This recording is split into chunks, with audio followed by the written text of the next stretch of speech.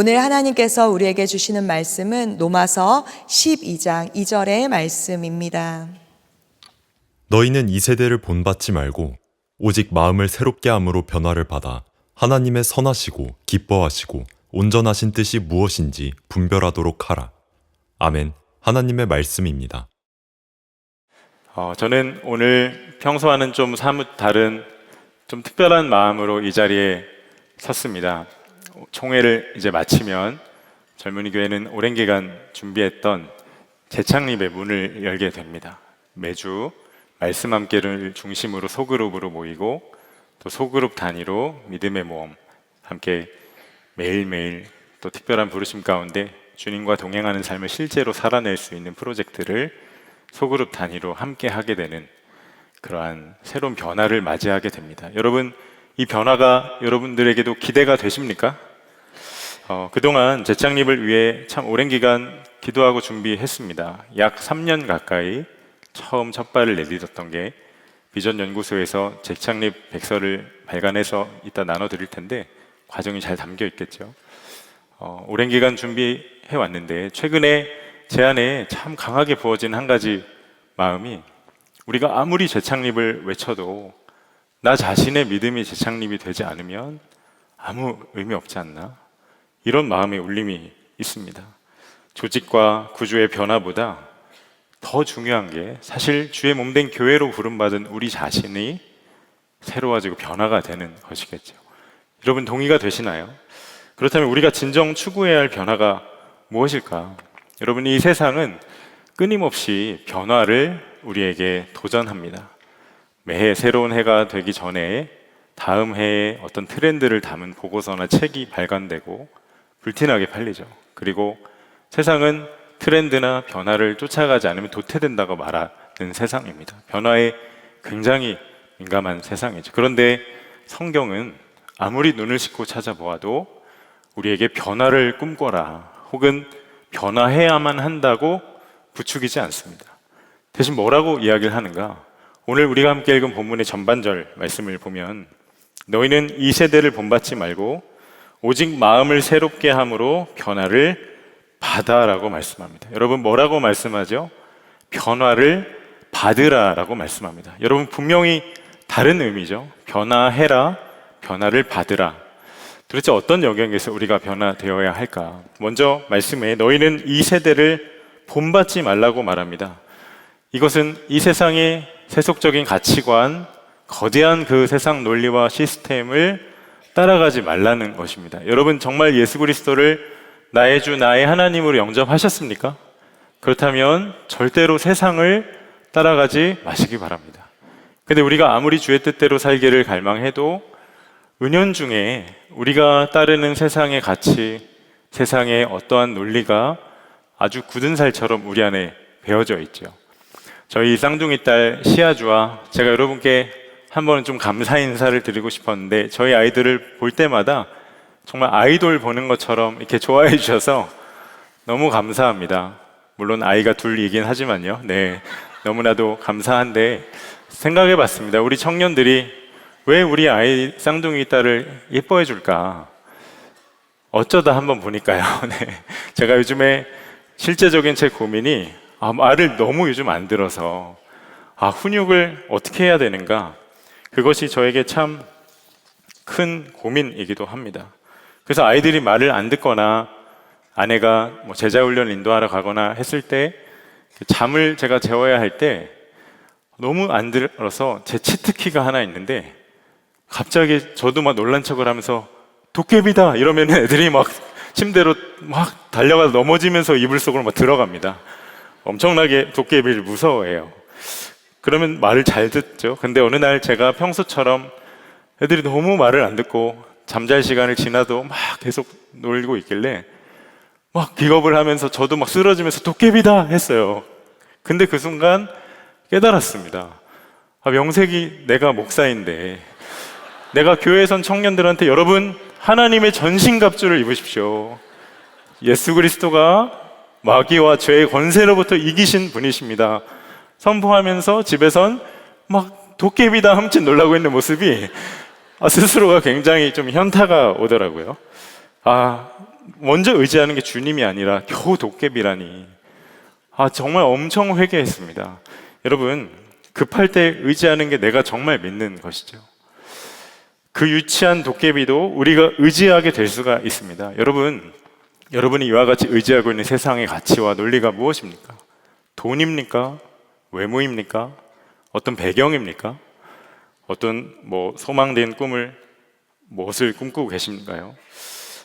그것이 세상 앞에 아무리 크게 보여도 마치 하나님 앞에선 도깨비다 하는 것처럼 참 작고 유치하고 허망한 것이 될 수 있음을 꼭 기억하셔야 합니다. 오늘 여러분에게 이 가치가 변화되는 역사가 있게 되기를 축복합니다. 이어서 오직 마음을 새롭게 함으로라고 말씀하는데, 혹시 이 자리 가운데 끊지 못하는 은밀한 죄의 문제로 인해서 그 영혼에 시름이 있고 참 고통 가운데 있는 분이 있으십니까? 근데 이 자리에서 드릴 수 있는 한 가지 해답은 여러분의 마음이 새로워져야 합니다. 왜 그럴까요? 나를 괴롭히고 내가 번번이 넘어지는 그 죄의 시작이 다른 어떤 외부에서 시작되는 게 아니라 이 마음으로부터니까 그렇습니다. 여러분, 사람은 참 단순한 게 사람이 눈으로 보고 귀로 듣는 것에 영향을 받습니다. 근데 처음부터 내가 보고 듣는 것 자체가 우리를 지배하지 못하죠. 그런데 내가 보고 듣는 게 어디에 모이냐면 우리 마음에 모이게 됩니다. 근데 이 마음은 다른 사람이 볼 수가 없죠. 누가 보기라도 하면 좀 지저분하고 하나님을 그릇되게 하는, 정말 영적으로 참 가까이에서 안 될 것이 마음에 들어오면 누가 보고 있으면 얼른 치워버리기라도 할 텐데, 내 마음은 아무도 못 보기 때문에 내가 탐닉하는 것을 은밀하게 즐기는 것을 우리가 끊지 못하게 되는 겁니다. 여러분, 여유 있을 때 혹은 홀로 한가할 때 여러분의 눈과 마음이 먼저 흘러가는 곳이 어디입니까? 뭔가 자기 보상을 받고 싶고 위로가 필요할 때 여러분의 그 눈이, 마음이, 감정이 흘러가는 곳이 어디이죠? 혹시 SNS나 어떤 영상 플랫폼을 통해서 끊임없이 세속적이고 하나님의 말씀과 반대가 되는 음란하고 방탕하고 세속적인 컨텐츠를 소비하고 있으십니까? 여러분, 그건 그 순간만이 아닙니다. 왜? 그게 마음에 다 모이게 되니까요. 그게 우리 삶의 열매를 결정합니다. 현실에 집중 못하고 늘 불안하고 뭘 해도 재미가 없고 늘 초조하고 어떤 것을 해도 만족이 안 되고 방탕하고 음란한 사람으로 만들어가게 되죠. 그럼 반드시 우리 마음이 새로워져야 합니다. 그런데 오늘 본문에서 중요한 포인트가 하나 있어요. 사도 바울이 변화를 받으라 해서 변화를 받으라로 쓴 헬라어 단어가 메타모포시스라는 단어인데, 이게 어떤 구문이냐면 현재 수동태 명령형입니다. 그러니까 능동태가 아닌 거예요. 이게 무슨 의미냐면 여러분, 변화의 주체는 절대로 내가 안 된다는 겁니다. 그러면 누가 내 마음을, 나를 변화시키는가? 주님이 우리를 변화시키시죠. 우리가 세례간증이나 양육간증을 들을 때 우리가 매달 듣잖아요. 10주간 당신 행복하십니까를 통해 사랑하는 지체들이 복음을 꾸준히 들어서 간증할 때 이곳에서 다 이구동성으로 고백합니다. 제가 주로 인하여서 내 삶이 변화되었습니다. 이제는 이전과 같이 살지 않겠습니다. 여러분, 20살 대학생이나 35살 직장인, 아무 나이 관계없이, 삶의 자리 관계없이 복음이, 주님이 우리를 변화시키시죠. 여러분, 다 그 일의 증인이시잖아요. 근데 그렇다고 주님이 우리를 변화시킨다고 하나님께 다 맡기고 그냥 가만히 있으라는 건 절대 아닙니다. 우리 역할이 있죠. 주님이 우리를 변화시켜 주시도록 우리 자신을 주님께 열어드리는 겁니다. 왜? 하나님은 우리를 억지로 변화시키는 분이 아니시기 때문에. 성 어거스틴이 이런 유명한 말을 했습니다. 하나님 없이 우리는 할 수 없다. 우리 없이 하나님은 하시지 않는다. 여러분, 이것이 그 유명한 요한복음 15장 4절 5절에서 예수님이 하셨던 말씀과 같습니다. 4절 말씀 여러분이 한번 읽어보실까요? 요한복음 15장 4절 시작.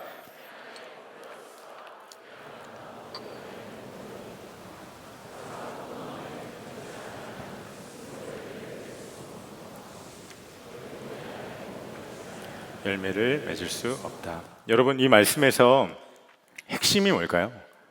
내 안에 머물러 있어라 라고 말씀하는 겁니다. 여러분, 가지가 포도나무에 붙어 있으면 그냥 정말 말 그대로 가지처럼 붙어 있는 게 아니라요, 나무로부터 진액을 공급받아서 자랍니다. 결국에 그게 열매를 맺는 거죠. 그러니까 제일 중요한 게 붙어 있는 거예요. 우리 사랑하는 구공도래 여러분, 젊은이 교회 떠나도 떠나는 건 여러분들, 내가 왜 눈물이 나려고 하죠? 포도나무 대신 주님께 꼭 붙어 있으시기를 축복합니다. 우리는 공동체가 달라져도, 또 내가 세상 끝 어디에 간다 해도 주님께 붙어 있는 가지들이니까요. 여러분, 이게 어떤 은사보다, 봉사보다 훨씬 더 중요한 겁니다. 예수님께서 마가복음 3장에서 제자들을 부르실 때, 그때를 한번 주목해 보십시오. 13절 말씀에 또 산에 오르사 자기가 원하는 자들을 부르시니 나아온지라. 제자들을 예수님 부르셨죠. 뭘 위해 부르셨을까? 얼마나 하나님 나라를 위해 살 일이 많길래. 14절부터 보면 이에 12를 세우셨으니 이는 자기와 함께 있게 하시고 또 보내사 전도도 하며 귀신을 내쫓는 권능도 가지게 하려 하심이로라. 여러분, 전도보다 더, 또 귀신을 쫓아내는 권능보다 더 앞서 있던 게 무엇입니까? 자기와 함께 있게 하시려고, 예수님께 붙어 있는 것이었습니다. 여러분, 이 자리에 전도가 부담스러운 분 계시죠? 귀신 쫓는 권능 없는 분들 계시죠? 제가 보니까 거의 다 없는 것 같은데. 네. 근데 그것보다 우리가 모든 걸 다 할 수 없지만 우리 모두가 다 공통적으로 할 수 있는 건 하나 있습니다. 그게 뭘까요? 예수님께 붙어 있는 겁니다. 붙어 있는 거. 진정한 변화가 여기서부터이죠. 여러분, 그 이유가 5절에서 나와요. 나는 포도나무요 너희는 가지이다. 사람이 내 안에 머물러 있고 내가 그 안에 머물러 있으면 그는 많은 열매를 맺는다. 너희는 나를 떠나서는 아무것도 할 수 없다. 여러분, 이게 뭘까? 순서가 중요한데, 내가 마음 열어 주님 안에 거하면 주님이 내 안에 계시고 이후에 내 삶은 주님이 변화시키실 수밖에 없는 삶이 될 것이다 약속을 하신 겁니다. 여러분, 이게 우리 삶이 변화되는 성경적인 원리입니다. 여러분, 이 믿음이 없으면 내가 말씀 함께를 아무리 가방에 넣고 다니고 늘 출퇴근할 때 갖고 다닌다 해도, 내가 아무리 기도를 많이 한다 해도, 내가 아무리 훈련 많이 받고 봉사를 많이 한다 해도 우리 마음은 공허할 수밖에 없죠. 이 말씀이 내게 이루어졌다는 확신이 하나 없는데 주를 위해 아무리 선하고 좋은 일을 많이 한들 어떤 의미가 있겠습니까? 우리가 예수님을 믿었다면 여러분, 반드시 이 말씀이 나 자신의 간증이 되어야 합니다. 누군가로부터 듣는 간증이 아니라 한마디로 증인이 되어야 하는 것이죠. 예수님이 나와 정말 함께 하신다, 내 삶을 인도하신다, 증인이 되는 겁니다. 여러분, 우리가 재창립 했지만 사실 이 재창립은 우리가 그토록 바라던 재창립이 이제 오늘부터 시작인데, 재창립이 우리의 궁극적인 목표 아니잖아요. 우리의 진짜 목표는 이 증인된 한 사람으로 우리가 서는 겁니다. 우리 젊은이 교회가 정말 주 예수님과 주로 인하여 변화되어 주의 증인으로 살아가 한 사람을 세우는 것이 우리가 교회로서 해야 될 가장 중요한 사명이라는 것을 여러분이 꼭 기억하시기를 바랍니다. 우리가 함께 정말 증인되어 나아갈 여정을 함께 해야 되는 것이죠. 여러분은 주님 안에서 변화받은 증인이십니까? 여러분, 내가 증인이 되었단 말은 어떤 의미이기도 하냐면 그 주님이 하시는 그 일을 이제는 나도 하는 자가 되었다라는 의미이기도 합니다. 그 증인 한 사람이면 주님께서 하시지 못할 일이 없는 것이죠. 지금 우리 매주 금요일마다 성령 집회 시간에 아둘람 기도회 하고 있죠. 지난주까지 너무 큰 은혜가 있었고, 여러분 이제 아둘람 기도회 2번 남았습니다. 이제 4주차 5주차 남은 이번 주 금요일 저녁 8시 여러분 꼭 본당 사수 하시기를 바랍니다. 네. 아니 뭐지 이 애매한 분위기는? 네. 꼭 본당 사수 하시기를 바랍니다. 근데 이 아둘람 기도회 못지않게 우리가 잘 알고 있는 다니엘 기도회라는 기도회가 있죠. 이번에 강사님 중에 한 분이 우리 교회 장로님 한 분이 강사로 섬기셨습니다. 구홍림 장로님. 안산에서 우성염직이라는 회사를 운영 중이신데 참 귀한 믿음의 사람이세요. 40년 이상 그 선대께서 그 기업을 세워나가시면서 어머님이 참 지극정성으로 불신음을 갖고 계셔서 불신자셨어서 40년 동안 굿을 했던 그런 기업입니다. 장로님이 오너가 되시고 10여 년 전에 예수님 만나 삶이 뒤집어지고 일터가 교회가 되게 하라, 거룩한 비전을 품고 그렇게 예수 믿는 사람은 10%도 안 됐던 직장이 어떻게 일터가 교회로 변화되어 갔는가. 너무나도 은혜로운 간증을 그 집회에서 하셨죠. 여러분도 한번 꼭 찾아서 들어보셔도 좋겠어요. 근데 처음에 장로님이 이 기도회 강사 요청을 받으셨을 때 주최 측이 실수하는 줄 알았답니다. 우리 회사나 나를 잘 몰라서 그러는 거 아니야? 그런데 주님이 기도하면서 주신 마음이 네가 일터에서 생생히 누린 주님을 증언해라. 그 마음의 순종함으로 그 자리에 서셨더라고요. 저는 여기서 너무 큰 은혜와 감동을 받았습니다. 여러분, 그 장로님 세상 사람들도 아는 그 유명한 집회, 그럴듯한 집회에 강사로 선 게 아니시더라고요. 주님이 나와 함께 하시고 주로 인하여 변화된 그 일에 생생히 증언하는 증인으로 그 자리에 서셨더라고요. 할렐루야죠. 여러분, 증인 한 사람이면 충분한 겁니다. 여러분, 우리에게 어떤 증인이 필요할까? 말만 많이 하는, 말로만 하는 증인 아니라 정말 내가 변화된 바를 삶으로 살아내는 그 증인 한 사람이 이 시대에 너무 필요한 것이죠. 여러분, 초대교회 때 무서운 박해가 있었습니다. 사실 우리는 지금 또 다른 백색 박해라고 해서 다른 형태의 성도가 박해를 받고 있지만 초대교회 때 혹은 지금 무슬림이나 여러 나라에서 실제적인 박해가 있죠. 초대교회 때 말할 수 없이 무서운 박해가 있었는데 지금처럼 그때 환경이 좋지도 않고 뭔가 교회가 튼튼하게 자리 잡지도 않은 때였는데 그들의 신앙은 살아 있었습니다. 그리고 그토록 우리가 기도하는 부흥이 일어났었죠. 도대체 무엇 때문일까요? 예수 그리스도로 인하여서 변화받은 증인들이 정말 순종으로 나아갔었기 때문에. 근데 지금은 왜 그렇게 전도가 어렵고 기독교가 위축된 것 같고 교회가 힘을 많이 잃은 것 같을까? 정말 주님과 함께하며 말씀대로 철저히 살아가는 그 증인이 많이 없으니까. 그 증인이 절실히 필요한 때입니다. 목사님, 저는 그 장로님처럼 그리고 초대교회 성도들처럼 그런 어떤 간증이나 능력이 없는데 제가 그런 증인으로 설 자격이 됩니까? 혹시 이렇게 좀 주저하는 분이 있으십니까? 여러분, 예수님이 부활하셨을 때 처음 그 부활을 목격했던 목격자 증인이 누구였는지 아십니까? 그 증인이 누구였죠? 여인들이었습니다. 여러분, 당시 시대적 배경에서 여인들은 증인으로 설 수 있는 자격이 없었어요. 그런데 하나님이 그 여인들을 증인으로 세우셨습니다. 성경에 기록됐고 그 여인들의 그 예수님의 부활을 목격한 증언이 초대교회 안에 강력한 힘이 있었죠. 여러분, 하물며 그 여인들도 통하여서도 일하시는 주님이신데 여러분은 어떨까요? 우리도 부활하신 주님을 다 알죠. 주님 내 안에 계시고 내가 주 안에 거하고 정말 우리가 십자가에서 생명이 변화된 자임을 여러분 이미 귀에 못이 박히도록 들었고 알고 믿고 있습니다. 그런데 왜 내 삶에 이와 같은 간증이 없을까? 순종이 없으니까요. 내가 주가 주신 마음에 순종하지 않아서 그렇습니다. 여러분, 나 한 사람 변화시킨 이 복음은 반드시 내가 속한 나를 부르신 그 자리도 변화시킬 수 있는 능력의 복음임을 꼭 믿음으로 붙드시기를 바랍니다. 제가 최근에 많이 좀 무리를 했는지 지난 주일 저녁부터 몸이 많이 안 좋아서 월요일은 감기 몸살로 하루 종일 누워 있어야 했습니다. 그래도 주말간 진행될 젊은이에게 많은 사역이 있고 또 젊은이 예배 설교는 월요일부터는 준비를 해야 할 것 같아서 아픈 몸을 이끌고 사무실에 저녁에 나왔어요. 기도라도 좀 하려고.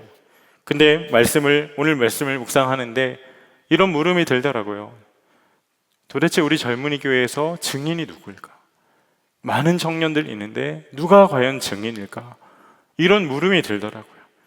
묻고 또 묻고 있는데 그 순간 부흥을 위한 기도 모임 단체 카톡방에 그 질문하는 찰나 글이 하나 올라왔어요. 한 지체가 장문의 글을 올린 겁니다. 그 지체는 학교 교사입니다. 공교육 현장에 있는데 근데 부흥을 위해 기도하면서 부르신 일상에서 그 부흥을 위해서 기도하라는 마음을 하나님이 오래전부터 주셨었대요.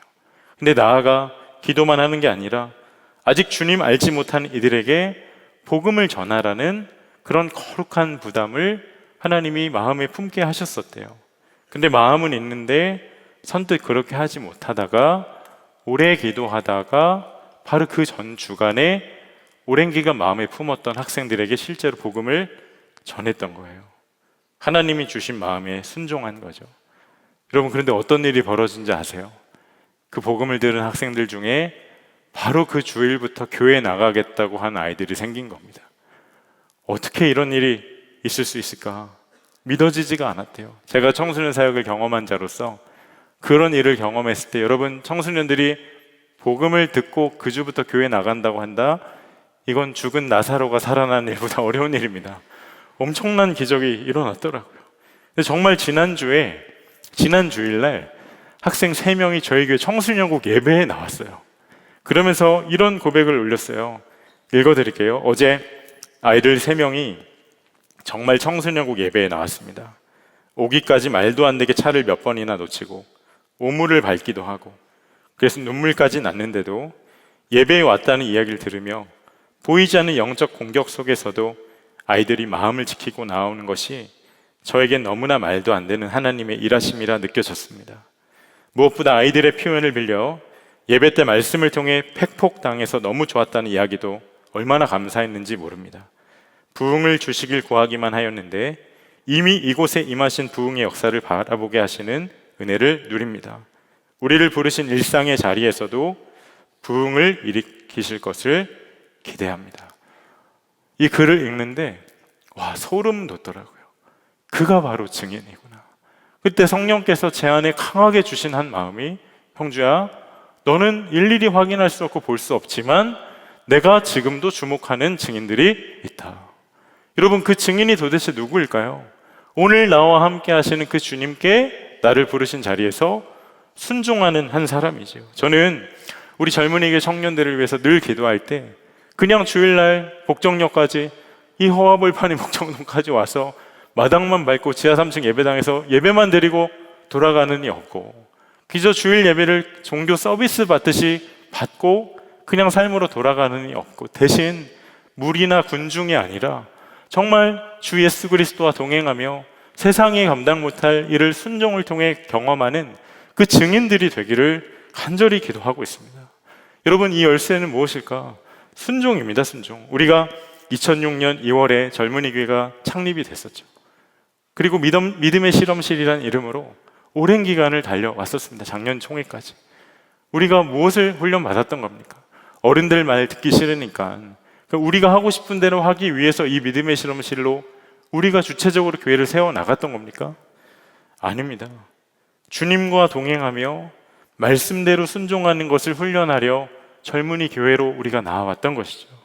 이제는 그 일의 증인이 되어서 정말 모험과 같은 이 세상에 우리가 함께 증인되어 나아갈 새로운 믿음의 이 막을 오늘부터 우리가 열게 되는 겁니다. 여러분, 이게 혼자서 가능할까요? 이 일의 변화를 위해서 우리에게 필요한 게 무엇일까? 그래서 필요한 게 연합입니다. 혼자서는 지속할 수가 없으니까. 그래서 우리에게 필요한 게 소그룹인 거죠. 이제 오늘 총회 마치면 여러분이 신청한 셀의 셀 리더가 여러분을 다 초청해서 여러분과 1년간 함께할 셀 단톡방을 리더가 만들게 될 겁니다. 갑자기 처음 보는 방에 내가 초대가 되었다? 조용히 나가지 마시기 바랍니다. 그렇다고 그 방에 조용히 있지도 마세요. 함께 서로를 소개하고 환대하고 인사하세요. 우리 형제들, 자매가 몇 명이지? 이렇게 친구 추가해서 프로필 사진 확대해서 보고 하지 마세요. 네. 그 자리에서 그냥 무릎 꿇고 기도하세요. 차라리 스마트폰을 품고, 하나님, 올 한 해에 나에게 이 주님이 사랑하는 형제 자매들을, 거룩한 이 무리를 허락해 주시며 감사합니다. 1년간 함께 주의 제자가 되어가는 은혜를 모두 누리게 해주세요. 그 기도 꼭 하세요. 그리고 다음 주일 예배 마치고 우리 이 본당에서 여기서 다 모일 겁니다. 우리 96개 1000명이 넘는 지체들이 신청을 했는데 연합으로 첫 셀 모임을 여기서 같이 할 거예요. 근데 이 자리에 혹시 셀은 신청했지만 여전히 이 셀을 신청할지 말지 갈팡질팡 고민하고 있는 지체 혹시 있으십니까? 여러분, 교회는 동아리나 NGO 아니죠. 회사는 더더욱 아닙니다. 주님의 몸입니다. 내가 예배만 드리고 소그룹 활동 안 한다?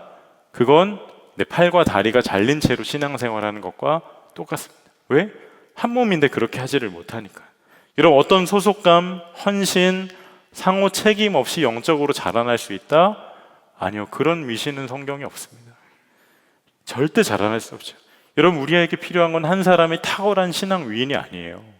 우리가 주 안에서 비록 초라하고 약하고 청년의 때를 힘들게 보내고 있지만 우리가 주님 안에서 모든 사람이 삶이 변화될 수 있음을 증명하는 공동체가 저와 여러분에게 필요한 것입니다.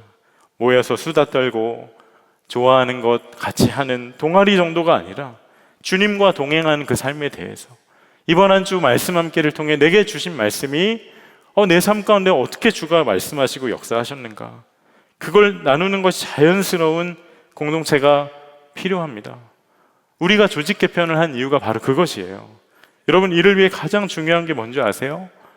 주신 말씀대로 주어진 자리에서 신실하게 살아보는 거예요. 여러분, 오늘 본문에 마음의 변화를 받은 자, 변화받은 걸로 끝 아닙니다. 하나님의 선하시고 기뻐하시고 온전하신 뜻이 무엇인지를 분별하라고 미션과 같이 주셨죠. 응당해야 해. 어떻게 이걸 알 수 있나? 기록된 말씀으로 아는 겁니다. 진리를 통해서 주신 말씀을 내가 실제로 순종하고 살아볼 때 이것이 참 선하고 기뻐하시고 온전하신 하나님의 뜻이로구나, 하나님 보게 하시는 거죠. 그리고 그 말씀을 매주 인격과 인격인 세런들이 만나서 함께 주님 안에서 교제하며 나누는 겁니다. 근데 셀모임을 생각하면 벌써부터 걱정하는 분이 있을지도 모르겠어요. 예전에는 우리 또래지기들이 멍석 다 깔아줬죠. 사회도 보고 보이는 라디오도 하고 운동회도 하고 술래잡기도 하고 아름다운 마음들이 모여서도 하고 막 했었는데, 이제는 한 사람씩 돌아가면서 말씀을 이제 나눠야 됩니다. 내가 스스로 말씀을 캐 먹어서 나누는 걸 해야 되잖아요. 과연 내가 성경을 잘 묵상하고 나눌 수 있을까? 나는 아직 신앙생활 연수가 짧은데, 집에 성경책도 없는데, 내가 내 성경 미천 다 드러나는 거 아니야? 신학교라도 가야 되나? 이렇게 생각하는 분 계세요. 여러분, 그렇다고 나의 이런 성경에 대한 부족함을 알고 비밀스럽게 연락을 해서 교회 밖에 성경 공부하는 아주 좋은 데 있는데 세론들 몰래 가서 같이 공부하지 않을래? 그런 메시지를 받았다, 캡처해서 전화 목사님이나 전사님들이나 리더들한테 보내주시기 바랍니다. 절대 가시면 안 돼요. 무조건 제보하셔야 됩니다. 여러분, 도대체 얼마나 많은 성경 지식이 있어야 셀 모임이 은혜로울까? 아니 진짜 신학교라도 가야 되는 겁니까?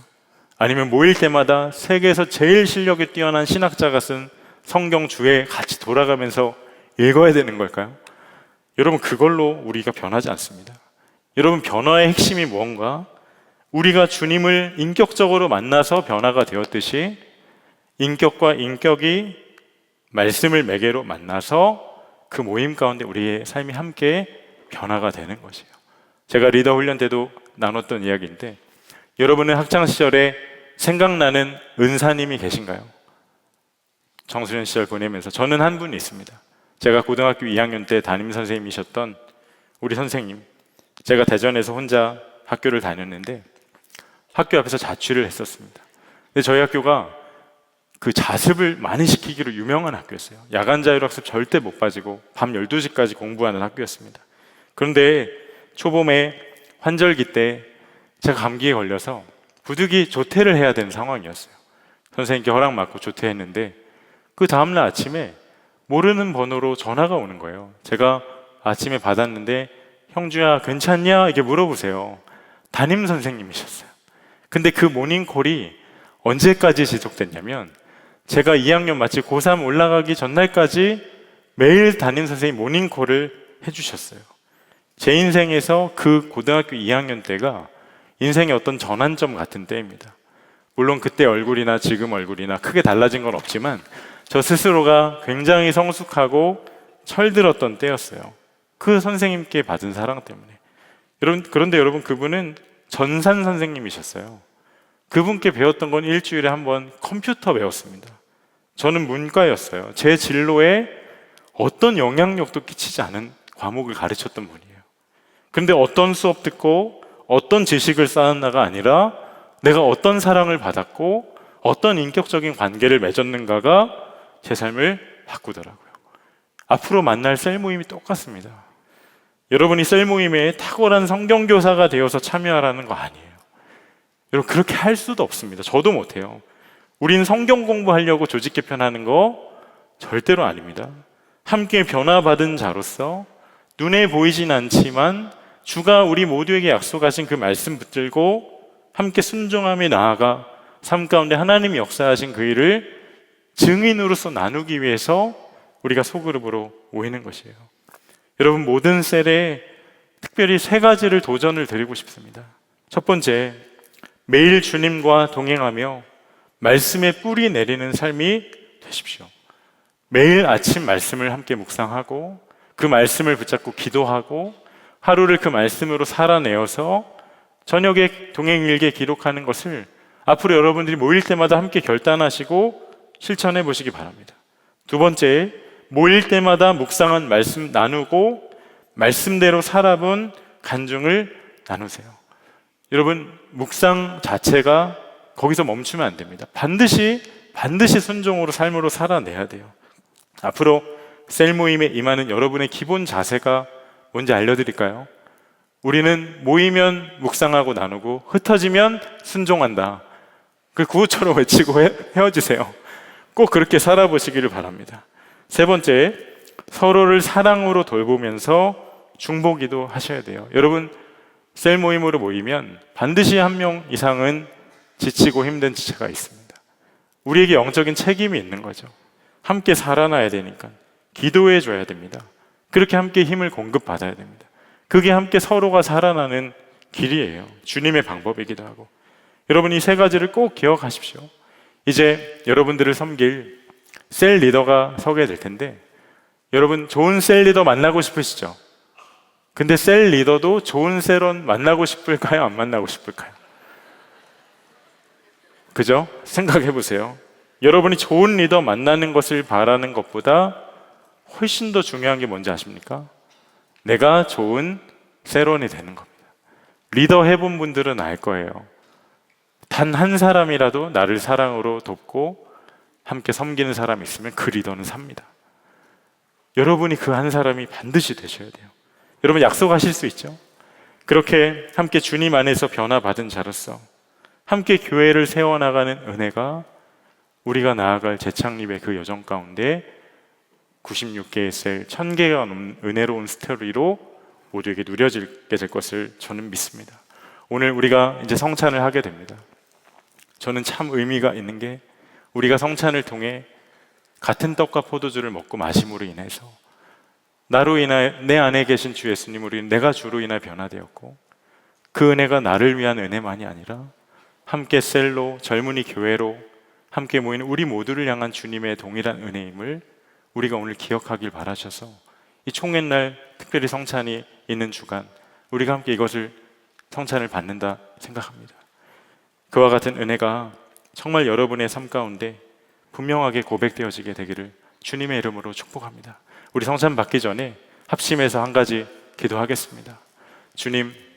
주님께서 나를 살리시고 나를 사랑하셔서 정말 은혜 가운데 이곳으로 부르셨는데, 제가 복음을 아는 자로 그치는 것 아니라 주 안에서 변화받은 자가 되어서 오직 순종하며 나아가는 증인이 되게 하여 주시옵소서. 하나님, 이제 젊은이 교회가 재창립의 길을 나아갑니다. 하나님, 우리 96개의 모든 셀마다 강력한 말씀과 사랑의 연합이 있게 하여 주시고, 우리가 함께 서로가 변화받은 증인으로 모여 주님의 일을 매주 차고 넘치게 증거할 수 있는 강력한 부흥이 우리 젊은이 교회 모든 소그룹마다 임하게 하여 주시옵소서. 주님, 나를 그 통로 삼아 주소서. 그 일을 주님 친히 행하여 주시옵소서. 우리 주님의 이름을 한 번 부르짖고 합심하여 기도하겠습니다. 주여! 아버지 하나님, 감사합니다.